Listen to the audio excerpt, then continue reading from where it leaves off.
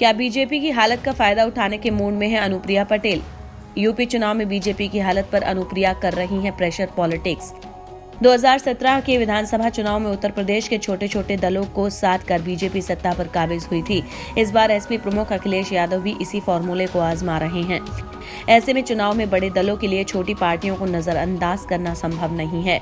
जातीय और सामाजिक आधार के चलते छोटे दल को साथ रखना बड़े दलों के लिए सियासी मजबूरी बन गई है। 2022 की चुनावी जंग में छोटे दल सीट शेयरिंग में बार्गेनिंग के लिए प्रेशर पॉलिटिक्स का दांव आजमा रहे हैं। इसी कड़ी में अपना दल ने बीजेपी पर सीट बंटवारे का दबाव बनाना शुरू कर दिया है।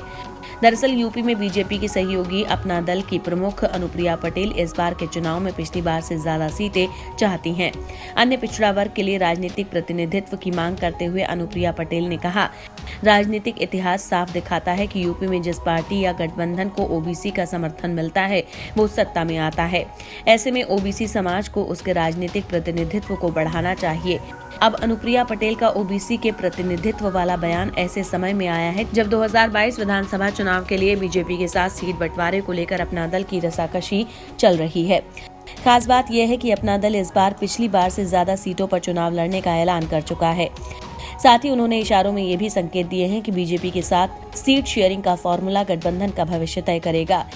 बीजेपी के साथ रहने के सवाल पर अनुप्रिया पहले भी कह चुकी हैं कि भविष्य में क्या होगा इस बारे में कुछ नहीं कह सकती। जानकारों की माने तो ओम प्रकाश राजभर के बीजेपी में लौटने पर अनुप्रिया शायद ही ये बात कहती। इतना ही नहीं, वो ज्यादा सीटों की मांग नहीं कर पाती, लेकिन अब वो समझ रही है कि कुर्मी वोटों के लिए बीजेपी को अपना दल की जरूरत है।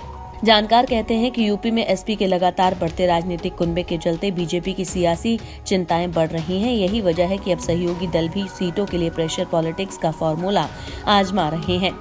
आपको बता दें कि 2017 के चुनाव में अपना दल को बीजेपी ने 11 सीटें दी थी, जिसमें से वो 9 सीटों पर जीत हासिल करने में कामयाब रही थी।